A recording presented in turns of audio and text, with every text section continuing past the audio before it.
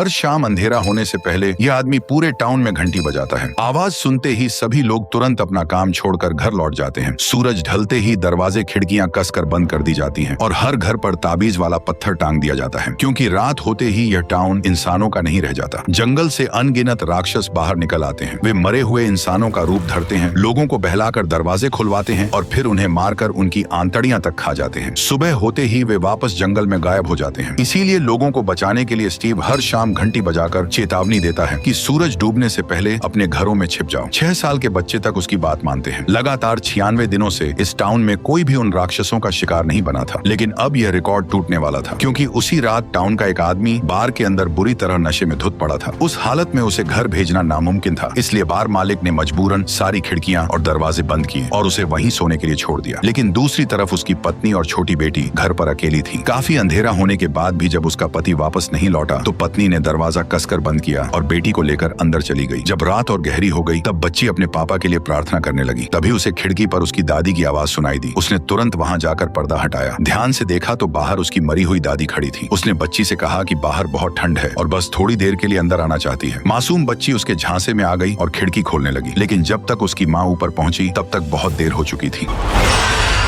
अगली सुबह जब वो शराबी घर लौटा तो उसने देखा कि उसके घर के बाहर पूरे टाउन के लोग जमा हैं। वह कुछ पूछता उससे पहले ही स्टीव ने उसे एक जोरदार थप्पड़ जड़ दिया, क्योंकि यह पहली बार नहीं था। स्टीव उसे कई बार समझा चुका था कि जिन घरों में बच्चे हों उन घरों की खिड़कियां हमेशा कीलों से बंद रखनी चाहिए, क्योंकि इस टाउन में बच्चे सबसे जल्दी उन राक्षसों के बहकावे में आ जाते हैं। लेकिन उसने हर बार इस बात को नजरअंदाज किया और उसी एक लापरवाही की वजह से पिछली रात उसकी पूरी फैमिली राक्षसों की भेंट चढ़ गई। जब उसने जमीन पर पड़े अपनी पत्नी और बेटी के चिथड़े देखे तो वह वहीं घुटनों के बल गिर पड़ा और फूट फूट कर रोने लगा। लेकिन अब पछतावे का कोई फायदा नहीं था। स्टीव इस बात से और भड़का हुआ था कि उसने सिर्फ अपना परिवार नहीं मरवाया था, बल्कि पूरे टाउन को खतरे में डाल दिया था, क्योंकि इस जगह एक खौफनाक नियम था। जब भी यहाँ कोई मरता था तो उसकी जगह कोई नया इंसान इस टाउन में आकर फंस जाता था। और सच में हुआ भी वही। जिस दिन उस औरत और बच्ची का अंतिम संस्कार हो रहा था उसी दिन एक गाड़ी इस टाउन में आ पहुंची। नए लोग इतनी जल्दी आ गए, ये देखकर सभी हैरान रह गए। स्टीव ने तुरंत सबको चुप रहने का इशारा किया और खुद उस परिवार से पूछताछ करने लगा। जब उसे पता चला कि वे रास्ता भटक कर यहाँ पहुंचे हैं तो उसने बिना कुछ कहे आगे बढ़ने का इशारा कर दिया। लेकिन असली खेल तो अब शुरू हुआ था। कुछ ही देर में वो आदमी गाड़ी लेकर आगे निकल पड़ा। शुरुआत में उसे लगा कि अब वे जल्द ही इस जगह से निकल जाएंगे, मगर थोड़ी दूर जाते ही उसके होश उड़ गए, क्योंकि घूमते घूमते वे फिर उसी टाउन में वापस पहुंच चुके थे। पहले उसे लगा शायद उसने गलत मोड़ ले लिया है, इसलिए इस बार वे दूसरी दिशा से निकलने लगे। लेकिन फिर भी वे दोबारा उसी टाउन में आ पहुंचे। फिर उसने तीसरा रास्ता लिया, मगर इस बार भी सड़क उसे घुमाकर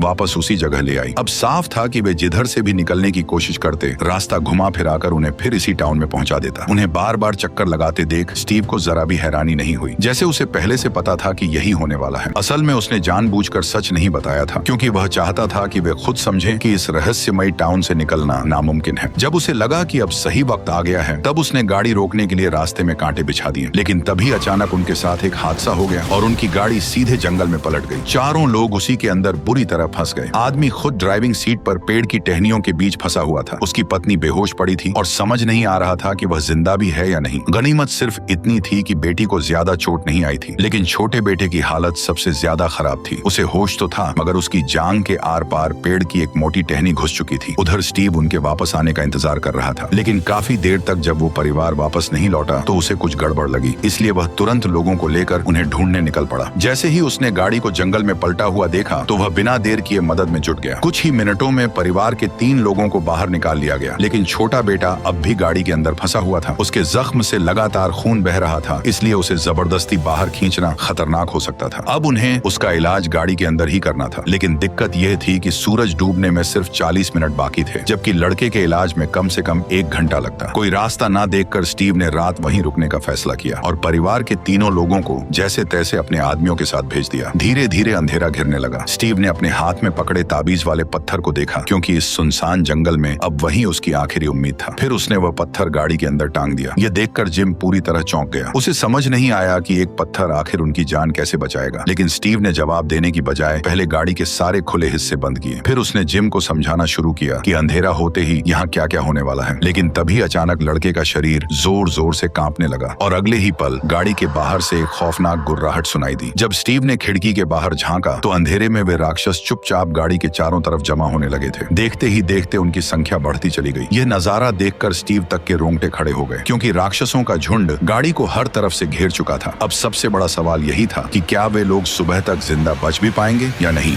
स्टीव को अब भी उस ताबीज वाले पत्थर पर भरोसा था, क्योंकि फिलहाल वही एक चीज थी जो उन राक्षसों को गाड़ी के अंदर आने से रोक रही थी। तभी अचानक बाहर से किसी के चिल्लाने की आवाज गूंज उठी। ऐसा लग रहा था जैसे कोई मदद के लिए पुकार रहा हो, लेकिन स्टीव तुरंत समझ गया कि यह राक्षसों का नया जाल है। वे इंसानों को बहकाकर खुद ही दरवाजा खुलवाना चाहते हैं। स्टीव तो उनकी चाल में नहीं आया, मगर जिम इस टाउन में नया था। उसे लगा कि शायद कोई रेस्क्यू टीम उन्हें बचाने आ गई है। बस यही सोचकर वह तुरंत दरवाजा खोलने के लिए बढ़ा, लेकिन स्टीव ने फौरन उसे गले से पकड़कर रोक लिया। उसने जिम की आंखों में देखते हुए कहा कि बाहर खड़े लोग इंसान नहीं हैं, वे खूंखार राक्षस हैं जो इंसानों के शरीर को चीरकर उनके अंदरूनी अंग तक खा जाते हैं। और अगर जिम सच में अपने बेटे को जिंदा देखना चाहता है तो उसे किसी भी हालत में सुबह होने तक गाड़ी के अंदर ही रहना होगा, क्योंकि सूरज निकलते ही वे सभी राक्षस खुद ब खुद गायब हो जाएंगे। यह सुनने के बाद जिम आखिरकार शांत हो गया, लेकिन उसे क्या पता था कि दूसरी तरफ रेस्क्यू टीम के साथ लौट रही उसकी फैमिली भी बड़ी मुसीबत में फंस चुकी थी। दरअसल रास्ते में उनकी गाड़ी अचानक पंचर हो गई और मजबूरी में सबको पैदल ही सेफ हाउस तक लौटना पड़ा। लेकिन अब रात हो चुकी थी और इस अंधेरे में बाहर हर तरफ वही खूंखार राक्षस घूम रहे थे। जैसे ही सेफ हाउस में मौजूद लोगों ने उन्हें बाहर भटकते देखा, उन्होंने बिना एक सेकंड गवाए अलार्म बजा दिया। एक ही पल में पूरा घर सतर्क हो गया। बाहर खड़े लोग चाहे जितना दरवाजा पीटते रहे, लेकिन अंदर किसी ने दरवाजा नहीं खोला, क्योंकि रात में कौन इंसान है और कौन राक्षस ये कोई नहीं जानता था। लेकिन उन्हें क्या पता था कि असली राक्षस तो चुपचाप सामने आ चुके थे। अचानक उनमें से एक राक्षस जूली से बात करने लगा। वह बार बार उसका नाम पुकार रहा था, मानो वह उसे पहले से जानता हो। ये देखकर जूली की आंखें तुरंत सुन्न पड़ गईं। इससे साफ था कि वह राक्षस की चाल में फंस चुकी है। गनीमत रही कि डिप्टी शेरिफ ने वक्त रहते लड़के पर गोली चला दी, लेकिन गोली लगने के बाद भी उसे कुछ नहीं हुआ। जब सबकी जान पर बन आई, तभी लीडर ने गंजे आदमी को तुरंत दरवाजा खोलने को कहा और इस तरह उन सबकी जान बच गई। लेकिन अंदर घुसते ही जूली और उसकी माँ को बांध दिया गया, क्योंकि यहाँ हर नए आने वाले के साथ यही किया जाता था, ताकि कोई राक्षस उनका चेहरा धरकर अंदर घुस न पाए। कुछ ही देर में माँ और बेटी को अलग अलग कमरों में बंद कर दिया गया। तभी लीडर ने जूली की माँ को समझाया कि डरने की जरूरत नहीं है। यहाँ मौजूद हर इंसान किसी न किसी हादसे की वजह से इस टाउन में फंसा है, और तुम लोग तो फिर भी खुशनसीब हो, क्योंकि कई लोग ऐसे भी थे जो आधी रात में इस टाउन में आ फंसे थे और कुछ समझने से पहले ही वे उन राक्षसों का खाना बन गए। लेकिन इस वक्त औरत को अपनी फिक्र नहीं थी, बल्कि उसे गाड़ी में फंसे उसके पति और बेटे की चिंता थी। उधर गाड़ी के बाहर अभी भी राक्षसों की चीख पुकारें रुक नहीं रही थी। कुछ तो धीरे धीरे गाड़ी की छत पर भी चढ़ चुके थे। ऐसे में स्टीव ने सबको शांत रहने को कहा। उसने भरोसा दिलाया कि जब तक ताबीज वाला पत्थर अपनी जगह पर टंगा है, तब तक कोई भी राक्षस गाड़ी के अंदर कदम नहीं रख सकता। और सच में कुछ ही देर बाद बाहर का सारा शोर थम गया और चारों तरफ खामोशी फैल गई। ऐसा लगा मानो खतरा फिलहाल टल चुका है, लेकिन असली मुसीबत तो अभी बाकी थी। अचानक आधी रात को जिम उठा और उसने अनजाने में ताबीज वाला पत्थर नीचे उतार लिया। डॉक्टर ने यह देखते ही उसे तुरंत रोकना चाहा, लेकिन तब तक बहुत देर हो चुकी थी।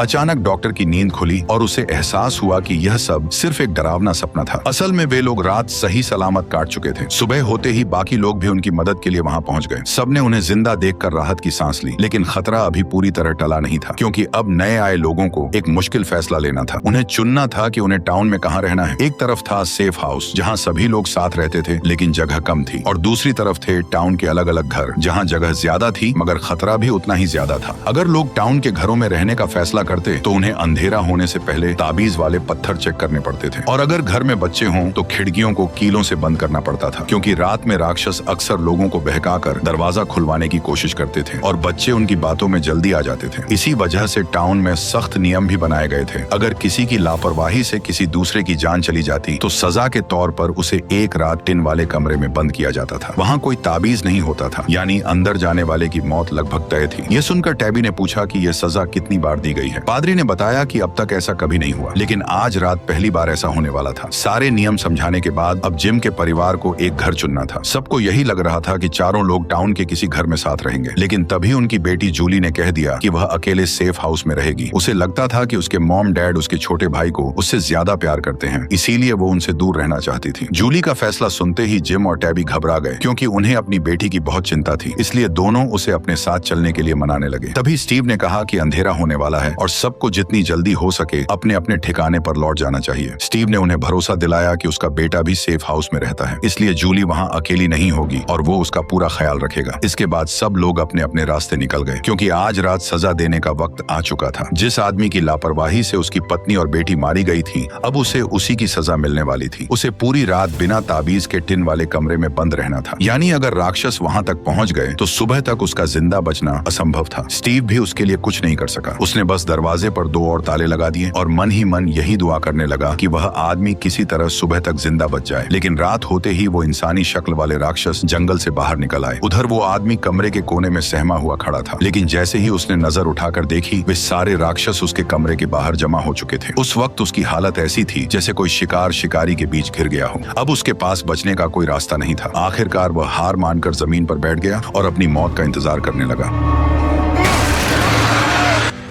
अगली सुबह जब स्टीव उस टिन वाले कमरे तक पहुंचा तो अंदर का नजारा देखकर उसके होश उड़ गए। उन खूंखार राक्षसों ने उस आदमी के शरीर को बुरी तरह चीर फाड़ डाला था। लेकिन ये भयानक नजारा देखने के बाद भी स्टीव जरा भी नहीं घबराया, क्योंकि वह ऐसे खौफनाक मंजर पहले भी देख चुका था। मगर इस घटना के बाद भी मौत का ये सिलसिला रुका नहीं। इस बार मामला सीधे रेस्टोरेंट तक जा पहुंचा। जिम का परिवार अभी अभी इस टाउन में आया था, इसलिए स्टीव उन्हें रात के नियम समझा ही रहा था कि तभी अचानक सारा की बांह अजीब तरह से फूलने लगी और अगले ही पल उसके हाथ पर डरावने अक्षरों में किल द बॉय उभर आया। साफ था कि इसका कनेक्शन किसी न किसी तरह जिम के बेटे से जुड़ा हुआ था। लेकिन इससे पहले कि वो कुछ समझ पाती, उसका पूरा शरीर जोर जोर से कांपने लगा और अगले ही पल वह जमीन पर तड़पने लगी। लेकिन डरावनी घटनाएं यहीं पर खत्म नहीं हुई, क्योंकि उसी वक्त सेफ हाउस की तरफ कुछ ऐसा हो रहा था जो इससे भी ज्यादा भयानक था। एक आदमी लगातार जमीन में गहरा गड्ढा खोद रहा था, मानो वह पहले से ही किसी की कब्र तैयार कर रहा हो। जब लीडर ने उससे पूछा कि वो आखिर ऐसा क्यों कर रहा है, तो उसने जवाब दिया कि जल्द ही यहाँ और भी मौतें होने वाली हैं। विक्टर की यह बात सुनते ही लीडर के होश उड़ गए। थोड़ी देर बाद विक्टर सीधे ईथन के पास पहुंच गया। दोनों पहले कभी नहीं मिले थे, फिर भी उनके बीच एक अजीब सा कनेक्शन था, क्योंकि वे दोनों उस रहस्यमयी सफेद कपड़ों वाले लड़के को देख सकते थे जो बाकी किसी इंसान को दिखाई नहीं देता था। विक्टर को वह बचपन से दिखता आया था और कई बार उसकी जान भी बचा चुका था, लेकिन फिर वह अचानक गायब हो गया। अब वही लड़का ईथन को दिख रहा था और इसका मतलब साफ था कि कोई बड़ी मुसीबत आने वाली है। यही सोचकर विक्टर ने तय किया कि उसे इस राज की तह तक जाना होगा, और जैसा उसने सोचा था, जंगल में पहुंचते ही उसे वह लड़का फिर से दिखाई दे गया। लेकिन अगले ही पल वो फिर गायब हो गया। विक्टर को लगा कि शायद वह पास के किसी पेड़ के खोखल में छिपा है, क्योंकि उस इलाके में ऐसे कई पेड़ थे और कोई नहीं जानता था कि उसके अंदर का रास्ता कहाँ जाता है। तभी विक्टर ने जमीन से एक पत्थर उठाया, उस पर मुस्कुराता हुआ चेहरा बनाया और ईथन के सामने ही उसे उस पेड़ के खोखल में फेंक दिया। लेकिन अगले ही पल न जाने कैसे वो पत्थर वापस उनके पास आ गिरा। ये देखकर विक्टर खुद भी चौंक गया। उसने बताया कि उसने पहले भी ऐसे कई पेड़ देखे थे, लेकिन ऐसा रहस्यमयी पेड़ उसे पहले कभी नहीं दिखा। इतना कहते ही उसके सिर में तेज दर्द होने लगा और उसे अचानक किसी बड़े खतरे का एहसास हो गया। उधर दूसरी तरफ जिम और उसकी पत्नी को पता चला कि उनका बेटा गायब है। दोनों घबराकर उसे ढूंढने जंगल की तरफ भागे, लेकिन वहां पहुंचते ही उन्हें जंगली कुत्तों के एक झुंड ने घेर लिया। हमला बस होने ही वाला था कि तभी अचानक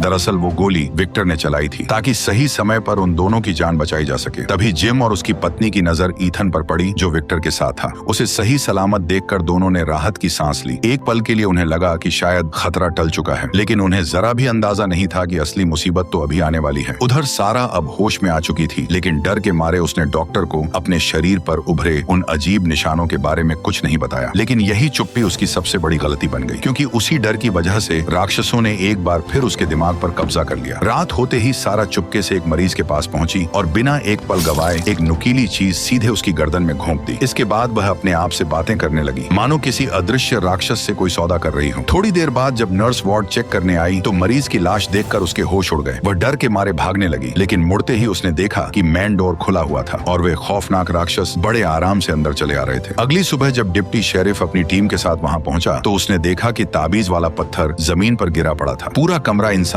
लाशों से भरा हुआ था और वह नर्स भी उन राक्षसों का शिकार बन चुकी थी। लेकिन किसी ने सपने में भी नहीं सोचा था कि इस सब के पीछे कोई और नहीं बल्कि सारा ही थी। उधर दूसरी तरफ सारा चुपचाप ईथन के घर के बाहर पहुंच चुकी थी। उसे यकीन था कि अगर वह ईथन को मार दे तो वह शैतान से किया अपना सौदा पूरा कर लेगी और बदले में उसे इस मनहूस जगह से आजादी मिल जाएगी। कुछ ही देर में वह सीधे ईथन के घर में घुस गई और बड़ी चालाकी से उसे बहला फुसलाकर अपने साथ चलने के लिए मना लिया। लेकिन उसे जरा भी अंदाजा नहीं था कि उसका यही पागलपन उसकी जिंदगी जिंदगी की सबसे बड़ी गलती बनने वाली है। जल्द ही वह ईथन को एक सुनसान फार्म हाउस की तरफ ले आई, क्योंकि उसका प्लान था कि अगर वह ईथन को खुले मैदान में मारेगी तो पूरा इल्जाम रात में निकलने वाले राक्षसों पर डालना आसान होगा। लेकिन जैसे ही वह लड़के पर वार करने वाली थी, उसी वक्त उसका भाई वहां पहुंच गया। सारा का ध्यान भटकते ही ईथन ने मौका देखकर तुरंत खुद को छुड़ाया और वहां से भाग निकला। उधर उसका भाई सारा को पकड़कर रोकने लगा ताकि वह कोई पागलपन न कर बैठे, लेकिन हाथापाई के दौरान सारा ने गलती से अपने ही भाई का गला काट दिया। सबसे डरावनी बात यह थी कि उसी पल पादरी ने यह सब अपनी आंखों से देख लिया, लेकिन उसने सारा को रोकने की कोशिश नहीं की। वह बस खड़ा होकर उसे घूरता रहा। थोड़ी ही देर में पूरे फार्म पर लोगों की भीड़ जमा हो गई, मगर वहां न सारा थी और न ही पादरी। जमीन पर सिर्फ एक लाश पड़ी थी, जिसे देखकर पूरे टाउन में दहशत फैल गई, क्योंकि हर कोई जानता था कि राक्षस दिन में हमला नहीं करते। तो फिर आखिर यह खून किया किसने? सबसे अजीब बात यह थी कि पादरी ने सारा को देखा था, लेकिन फिर भी उसने जानबूझकर उसका नाम छिपा लिया। यानी इसका मतलब साफ था कि कुछ न कुछ गड़बड़ जरूर है। भीड़ को शांत करने के लिए उसने कहा कि उसने सारा को जंगल की तरफ भागते देखा था और मुमकिन है कि इस सब के पीछे उसी का हाथ हो। यह सुनते ही स्टीव ने भरोसा दिलाया कि सारा जैसे ही वापस आएगी तो वो तुरंत उसे हिरासत में ले लेगा। स्टीव की बातें सुनकर लोग कुछ हद तक शांत हो गए और धीरे धीरे वहां से चले गए, लेकिन किसी को जरा भी अंदाजा नहीं था कि चर्च के नीचे बने तहखाने में वही भागी हुई सारा कैद थी। असल में टाउन के नियमों के मुताबिक सारा को भी टिन वाले कमरे में बंद करके सजा दी जानी चाहिए थी, लेकिन पादरी ने उसे वहां भेजने के बजाय चुपचाप किडनैप कर लिया, क्योंकि उसका मकसद सारा को बचाना नहीं बल्कि इस मनहूस जगह से निकलने का रास्ता ढूंढना था। उसे पता था कि सारा राक्षसों से बात कर सकती है और शायद वही उसे बाहर निकलने का रास्ता बता सकती है। जब सारा को समझ आया कि पादरी बहुत कुछ जान चुका है, तो उसने एक बड़ा राज खोल दिया। उसके मुताबिक अगर वे राक्षसों की शर्त मान लें तो टाउन के लोग जिंदा बाहर निकल सकते हैं। यह सुनकर पादरी के होश उड़ गए। इससे पहले कि वह कुछ और पूछ पाता, अचानक सारा का शरीर जोर जोर से कांपने लगा। उसने घबराकर पादरी से कागज और पेन मांगा। कुछ ही पलों में उसने एक अजीब सी ड्राइंग बना डाली, मगर जब पादरी ने उस कागज पर बने निशान देखे तो उसके पैरों तले जमीन खिसक गई। ड्राइंग को देखते ही उसे कुछ याद आया और वह बिना देर किए सीधे उस जगह पहुंचा जहां उसने सालों पहले एक थैला दफनाया था। मिट्टी खोदने पर उसे वो थैला सचमुच उसी जगह दबा हुआ मिला, जिसके अंदर एक खून से सना हुआ कपड़ा छिपा था। और सबसे चौंकाने वाली बात यह थी कि सारा ने जो अजीब सा निशान बनाया था वह उसी स्नैक रैपर से मैच कर रहा था जो बैग में मिला था। अब बात धीरे धीरे साफ होने लगी थी। दरअसल इस टाउन में आने वाला हर इंसान अपने साथ कोई न कोई ऐसा राज लेकर आया था जो इस रहस्यमयी जगह से जुड़ा हुआ था। जब पादरी इन्हीं सवालों में उलझा हुआ था, तभी इस खौफनाक टाउन में एक नया आदमी आ पहुंचा, लेकिन किसी को अंदाजा तक नहीं था कि उसकी एंट्री के साथ ही पूरी कहानी एक खतरनाक मोड़ लेने वाली है।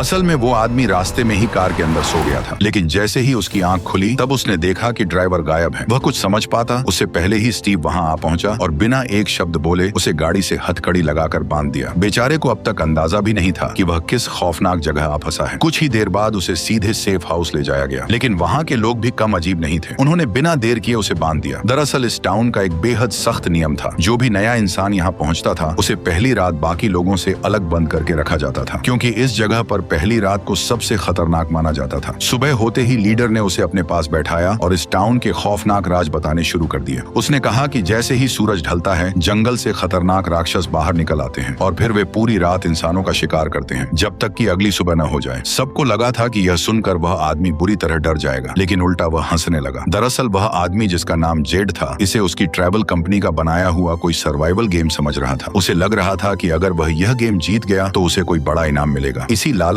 में उसने उसी दिन सुराग तलाशने शुरू कर दिए। कुछ देर बाद वह एक पुराने तहखाने तक पहुंच गया और उसे लगा कि शायद बाहर निकलने का रास्ता यहीं छिपा है, लेकिन जैसे ही वह अंदर गया उसे दरवाजे के पीछे एक लाश पड़ी हुई दिखी।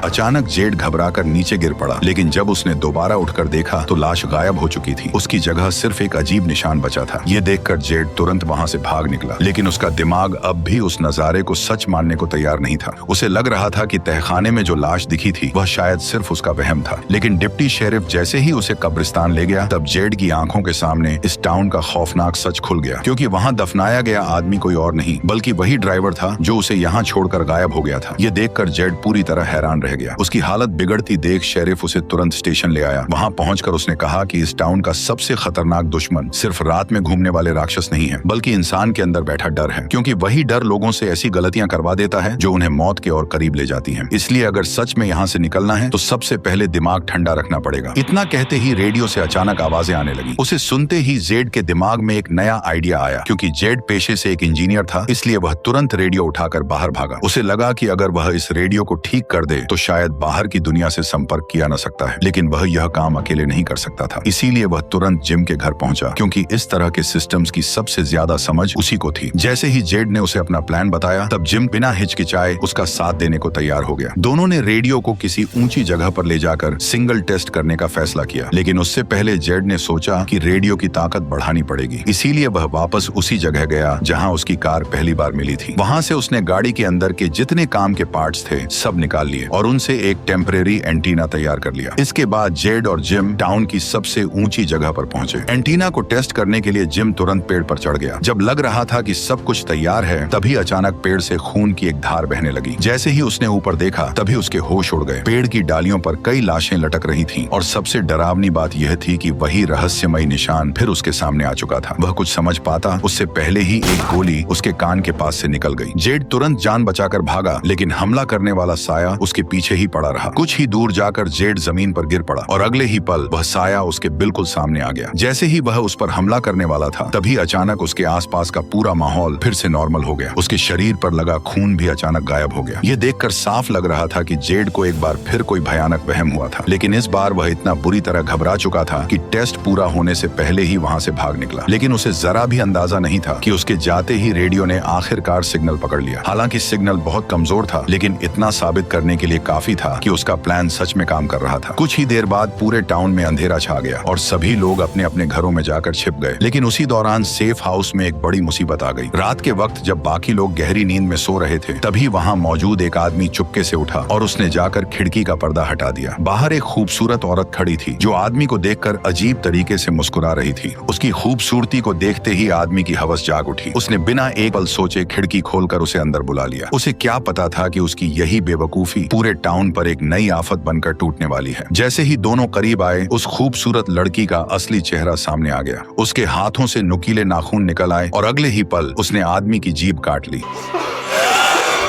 आदमी को मारने के बाद भी वह वहीं नहीं रुकी। वह फिर से इंसानी शक्ल में लौट आई, लेकिन अगला शिकार ढूंढने के बजाय उसने एक एक करके घर के सारे दरवाजे और खिड़कियां खोल दी, ताकि बाकी राक्षस भी आराम से अंदर आ सकें। उधर घर के अंदर सोए लोग अभी भी आने वाले खतरे से पूरी तरह बेखबर थे। तभी कमरे के भीतर से एक अजीब सी आवाज आई। आवाज सुनकर मैरी घबराई हुई अंदर देखने गई, लेकिन जैसे ही वह कमरे के पास पहुंची, तभी अचानक दरवाजा पीछे से बंद हो गया। अब साफ था कि वह राक्षसों के जाल में फंस चुकी थी। उधर नीचे लोग अब भी बातों में लगे हुए थे कि तभी खून की एक बूंद सीधे गंजे आदमी पर जा गिरी। वह गाली देने ही वाला था कि तभी उसकी नजर ऊपर खड़े उस भयानक राक्षस पर पड़ी। जैसे ही पता चला कि राक्षस सेफ हाउस में घुस आए हैं, तब पूरे घर में दहशत फैल गई। लोग जान बचाने के लिए इधर उधर भागने लगे, जबकि राक्षस बिना किसी जल्दबाजी के आराम से उनका शिकार कर रहे थे। अब साफ था कि सेफ हाउस भी सुरक्षित नहीं रहा। इसीलिए लीडर ने तुरंत फैसला लिया कि जितने लोग बच सकते हैं उन्हें स्टीव तक पहुंचाया जाए। उधर एलिस अब भी अपने कमरे में सो रहा था। तभी बाहर से अजीब आवाजें आने लगी। जब वह बाहर निकला तो सामने का मंजर देखकर उसके होश उड़ गए। पूरा सेफ हाउस तहस नहस हो चुका था और फर्श पर हर तरफ लाशें बिखरी पड़ी थी। एलिस कुछ समझ पाता उससे पहले ही एक खून से लथपथ राक्षस उसकी तरफ बढ़ने लगा। गनीमत रही कि एलिस ने एक सेकंड भी बर्बाद नहीं किया। उसने तुरंत खिड़की का शीशा तोड़ा और सीधे सेफ हाउस से नीचे छलांग लगा दी, लेकिन जमीन पर गिरते ही उसका एक हाथ टूट गया। हालांकि बेहद तेज दर्द के बावजूद भी वह रुक नहीं सकता था, क्योंकि पीछे कई राक्षस उसकी तरफ बढ़ रहे थे। अपनी दोस्त की मदद से एलिस किसी तरह भागकर एक छोटे से कमरे में छिप गया। अब उनके पास बचने की आखिरी उम्मीद सिर्फ ताबीज वाला पत्थर था, जो शायद उन्हें सुबह तक जिंदा रख सकता था। ठीक उसी वक्त टाउन में मौजूद स्टीव के सामने भी एक बड़ा राज खुल चुका था। दरअसल पादरी ने कबूल कर लिया कि सारा उसी की कैद में है और उसने खुद उसे छिपाकर बंद कर रखा है, क्योंकि सारा ही इकलौती इंसान है जो किसी तरह उन राक्षसों से बात कर सकती है। और हो सकता था कि वही इस मनहूस टाउन से निकलने का रास्ता भी जानती हो। पादरी की बातें सुनकर स्टीव एक पल के लिए पूरी तरह चौंक गया। वो उससे कुछ पूछने ही वाला था कि तभी अचानक बाहर से हॉर्न की आवाज सुनाई दी। जब दोनों दौड़कर बाहर निकले तो उन्होंने देखा कि लीडर कुछ लोगों को लेकर टाउन पहुंच चुकी थी। उनके चेहरे देखकर ही साफ समझ आ गया कि सेफ हाउस में कुछ बहुत बुरा हो चुका है। उन्होंने बिना सवाल जवाब किए फौरन गाड़ी से लोगों को उतारा, लेकिन बाहर गहरा अंधेरा था। पादरी अभी अंदर लौट ही रहा था कि तभी एक राक्षस ने उस पर हमला कर दिया। स्टीव ने तुरंत गोली चलाई और किसी तरह पादरी को घसीटकर घर के अंदर ले आया, लेकिन तब तक बहुत देर हो चुकी थी। उसके शरीर से बहुत ज्यादा खून बह चुका था